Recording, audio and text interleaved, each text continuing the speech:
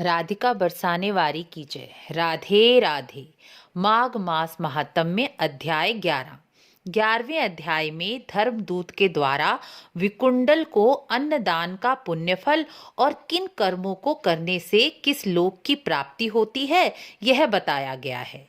धर्मदूत कहते हैं, मित्र, यदि कोई बिना सूचना दिए अचानक अतिथि आपके द्वार पर आ जाए तो उस अतिथि का आदर सत्कार करने से ब्रह्मलोक की प्राप्ति होती है। जो मनुष्य घर पर आए हुए अतिथि को बिना जलपान किए ऐसे ही लौटा देते हैं वह नरकों की यातना भोगते हैं।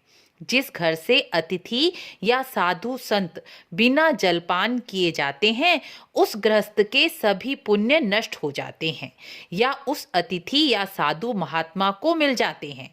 इसलिए गृहस्थ को कभी भी द्वार पर आए हुए अतिथि, साधु, संत, भिक्षुक को खाली हाथ नहीं लौटाना चाहिए। यदि कुछ नहीं है तो जल या मिश्री ही दे दें, या और कुछ भी नहीं है तो हाथ जोड़कर मीठे वचन ही बोल दें। यदि गृहस्थी ऐसा नहीं करते तो जीवन भर वह गरीबी और दरिद्रता का दुख भोगते हैं। माघ मास में अन्नदान करने वाला मनुष्य धनवान, रूपवान, दीर्घ आयु और ऐश्वर्यशाली होता है। आगे धर्मदूत विकुंडल से कहते हैं, एक बार की बात है, केशीध्वज नाम के राजा जो स्वर्ग से पृथ्वी लोक पर आने लगे तो स्वयं धर्मराज ने राजा को कहा कि यदि आप दोबारा स्वर्ग आना चाहते हैं तो पृथ्वी लोक पर जाकर अन्नदान अवश्य ही करना। ऐसा मैंने स्वयं धर्मराज को कहते हुए सुना था। इसलिए अन्नदान से सरल उपाय स्वर्ग प्राप्ति का और कोई नहीं हो सकता।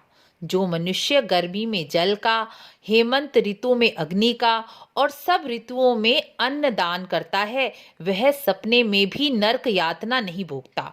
जो मनुष्य पापी होकर अपने पापों को मन, क्रम, वचन से त्याग कर प्रायश्चित करता है वह भी उत्तम लोकों को प्राप्त कर लेता है।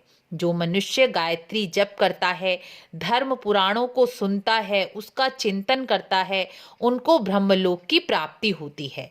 जो मनुष्य धीरे धीरे अपनी इंद्रियों पर विजय प्राप्त कर लेते हैं, पराये अन्न, पराये धन और पराये वस्तु का त्याग कर देते हैं, वह यमलोक का दर्शन नहीं करते, क्योंकि अन्न का संबंध मन और पाप कर्मों से होता है। इसलिए ही कहा गया है, जैसा खाओ अन्न वैसा होवे मन। इस प्रकार 11वां अध्याय पूर्ण हुआ। आप वीडियो को लाइक शेयर जरूर करें। आप वीडियो को लाइक शेयर नहीं कर रहे हैं। शेयर करने से शास्त्रों की बात अधिक से अधिक लोगों तक पहुंचेगी, जिसका पुण्य आपको भी प्राप्त होगा। हमारा कर्म है कि हम अच्छी अच्छी बातें चारों ओर फैलाएं। उसे अपनाना या ना अपनाना यह उस मनुष्य का भाग्य और उसकी सोच पर निर्भर करता है, लेकिन हमें अपना कर्म करने में कंजूसी नहीं करनी चाहिए। तो अब चलते हैं माघ मास के उपाय की ओर। माघ मास में अतिथि, साधु, संत का घर से खाली हाथ जाना अपने पुण्य कर्मों को स्वयं ही नष्ट कर देने के जैसा है। इसलिए शास्त्रों में कहा गया है कि माघ मास में जो मनुष्य मार्ग के थके हारे, भूखे प्यासों को अन्न जल देता है वह स्वर्ग में चिरकाल तक निवास करता है। आप भी ऐसा ही करने का प्रयत्न करें। मिलते हैं अगले अध्याय में। राधे राधे।